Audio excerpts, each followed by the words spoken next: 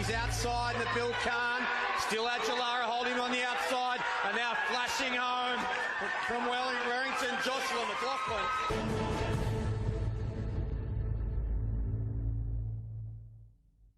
And they're bringing us the action as it happens. For those at home, obviously watching, it's a bit always hard to hear some of the results. But looks like our second heat of the boys 100 metres is about to get underway. So we're in the starters' hands for that. We've got Jeremy Marinan of ACT with a 12.05. So the ACT boys could be quite prominent here in the first two heats. So away cleanly the first time of asking, it was Marinan off to a good start. Ollie Keegan running well from New South Wales. Looks like Keegan's in the lead. And now Marinan from the ACT going. But Keegan from New South Wales, Ollie Keegan takes out our second heat, 11.97 unofficially for the man from the boy from New South Wales, Ollie Keegan. Jeremy Marinan looked to really put it to him, but around that 60-metre mark, Ollie Keegan put the foot down and went, see you later. Looks like he had a PB of 12.20, so already after two heats, Ollie, we've had, looks like, two personal bests from the two winners. And we had a 11.97 and a 12 dead, so it's going to be a pretty tight final. Yeah, it's going to be a cracking final, and a few of those boys pretty closely spaced. So Ollie Keegan taking out the second heat, unofficially 11.97. And in the first heat, it was the boy from the ACT, Reese Rackety, in 12.00 unofficial. Very shortly, we'll bring you the two heats of the girls under 13 100 metres. Australian best performance, Maddie Perry. And meet record is Riley Day. And Dean, results on the screen. As we can see, heat one, Reese Rackety of the ACT in 11.98. In second place was Bryce Archer of Tasmania in 12.04. And in third place was Jai McPherson of New South Wales with a 12.08. And even fourth, Jake Teague at 12.10. So pretty tight there, the first four place getters. Fantastic. All those four boys are going to be very prominent in the final. And good to see the time rounded down to 11.98 there for the young boy from the ACT, Reese Rackety. And Dean's second heat on the screen now, Ollie Keegan, 11.97. Yep, big PB, given that he had a 12.20 prior to today. Jeremy Marinan of the ACT, 12.10. I think Jeremy had run a 12.05 previously. Liam McGuinness of Western Australia in 12.18, and in fourth place was Daniel Doyle of Victoria in 12.22. So if we look at like the top 8 times, we're ranging from 11.98 to about 12.2. So it is going to be a pretty tight final. Should be.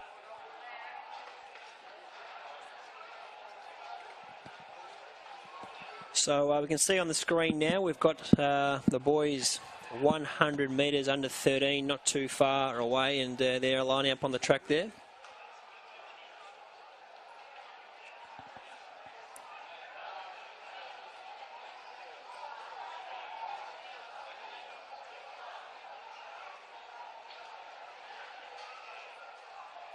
So the boys lining up, the stars of the future. We saw some impressive heat runs, and of course from those heats we saw Ollie Keegan ran the quickest time, 11.97, and Reese Rackety just behind him ran 11.98.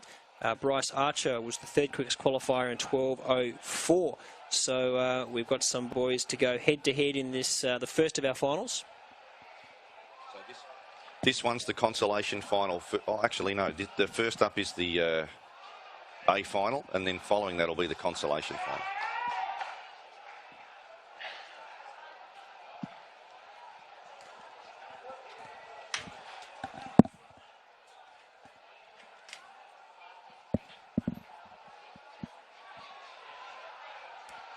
And a bit unsteady there, the young boy from New South Wales will cross down to a bib shortly after this race, but looks like Ollie Keegan there may have been a bit uneasy. So the Victorian as well also raising his hand. So a couple of boys just a bit unsteady, but I think the Victorian actually lapping up the support.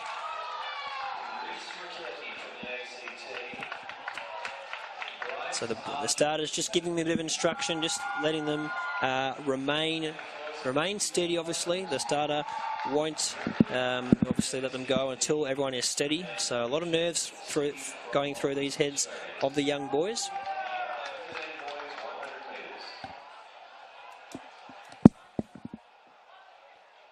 And the two boys to watch here, Ollie Keegan in lane 3 and Reece Rackety in lane 4. But as we know, watch out for any one of these boys. But they're the two who broke the 12-second mark in the heats. Ready to go now.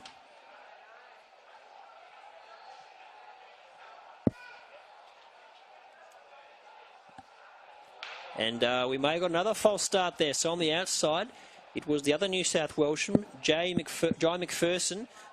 Just a bit eager there, so they're going to be called back. And we'll bring you the action shortly. Looks like McPherson has false started. And the officials there telling him, showing him the card. So as mentioned in Little Athletics, it's not an automatic disqualification.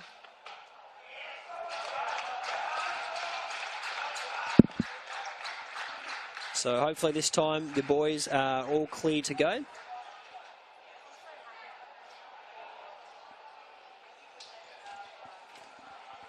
So Keegan, the one to watch, coming out of 4 and Rackety in 5.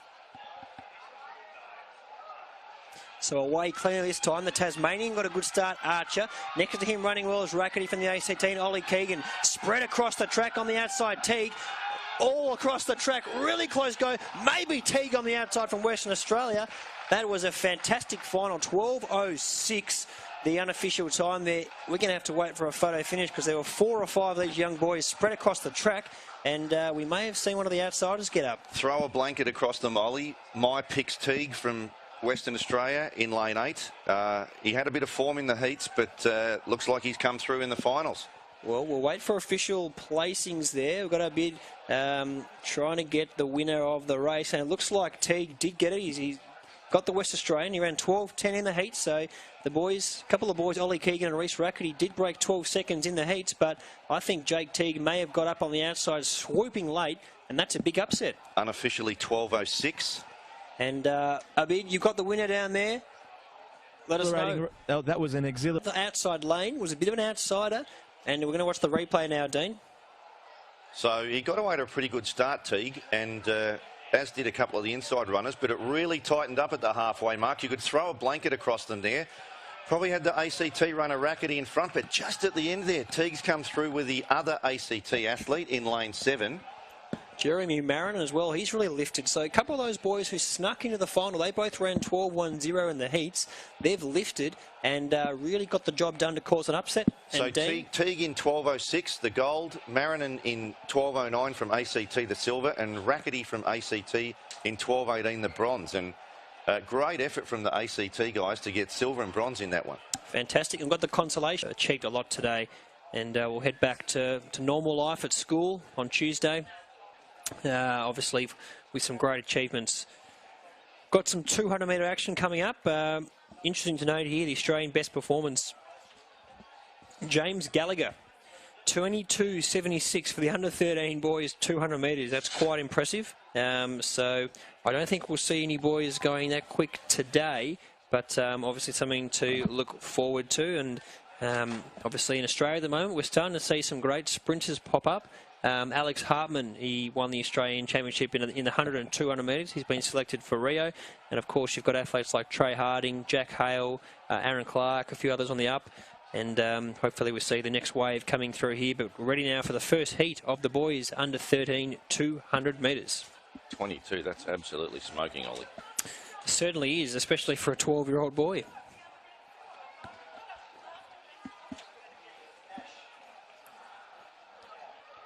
So away, and looks like off to a good start on the outside. Daniel Doyle running well from Western Australia. It's Rajulu who ran well early on. So straightening up. Visca from South Australia is right in it. And on the inside there, McPherson. Round 50 to go. The West Australian on the outside who won the hurdles earlier, looking good. And McPherson on the inside. It's going to be Raju and McPherson go across the line. And he gets the job done, the Ant. Good time, 24.72, unofficial for the man that they call the Ant from Western Australia. It looks like Doyle from Victoria snuck home for third. Yeah, impressive performance there. And pretty quick going in those heats, 24.72. We'll get the replay up now and reflect on the first heat. And Doyle did get a good start on the outside. And Cruck looks like one to watch for the future. Big tall frame on him, perhaps more suited over the 400 metres. But looks like McPherson and the Ant from Western Australia really got into their running right about now. It was pretty tight between the both of them from about the 60 metres out. But it was the Ant, Antoine Vargolu, who got a little gap and powered away. Really keen to have a look at the 200 final because I think there was a few foxing in the heats, just running for qualification purposes. I think it could be a pretty close final result. Yeah, I think so as well, Dean. You've got the fastest qualifier, which is Antoine the Ant Vargelo, so he'll be one to watch, the West Australian, and the athletes are going into their blocks now for the boys under 13 200 metre final.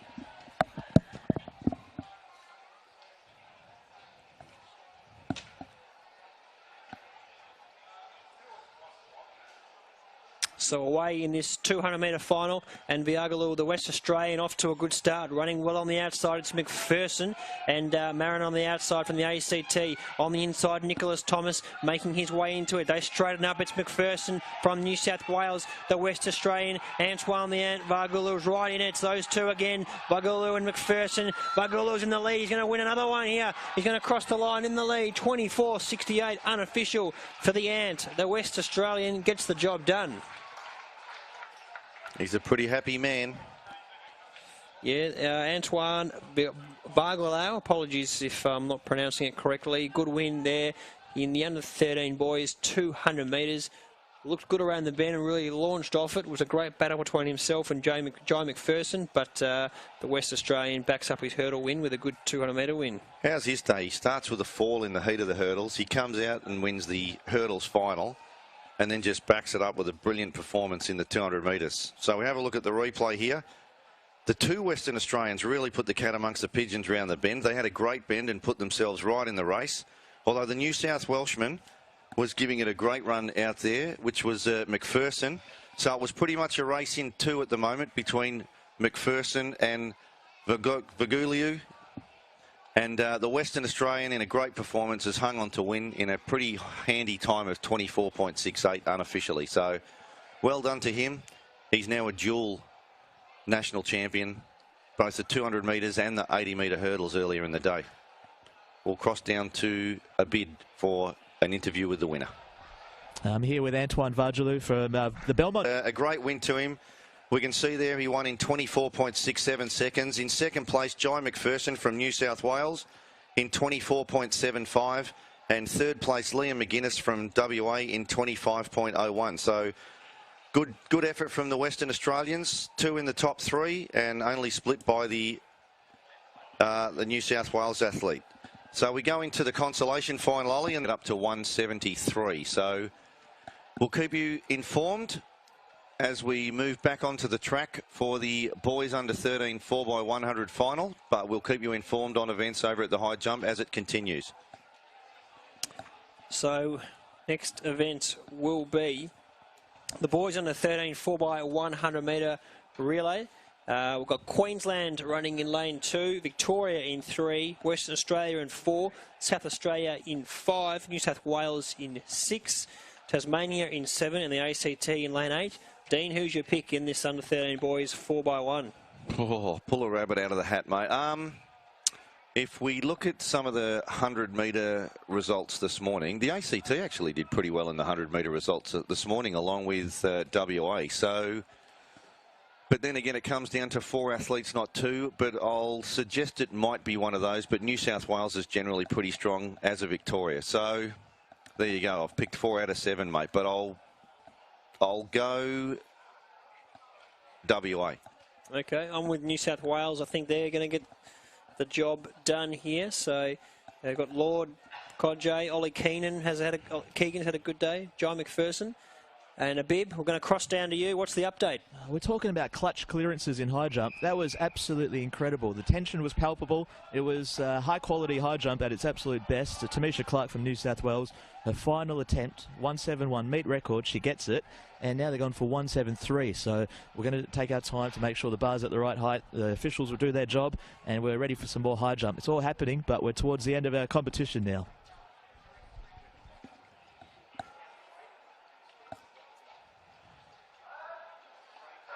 Away cleanly the first time of asking, off to a good start on the outsides. New South Wales and Queensland. Western Australia running well, and Victoria with some work to do. Western Australia look like they're going to change in the lead. The changes are crucial. Tasmania with some issues, as did the ACT. And look at South Australia go down the back straight. New South Wales running well, and the Victorians starting to wind up as they head into the second change. New South Wales probably with a slight lead. The Victorians change well. The Victorians change very well. New South Wales drop back. Tasmania on the outside. Western Australia with the work to do, but at the moment it's Victoria. Victoria going to straighten up if they get a close and clean change. They do. They're in the lead.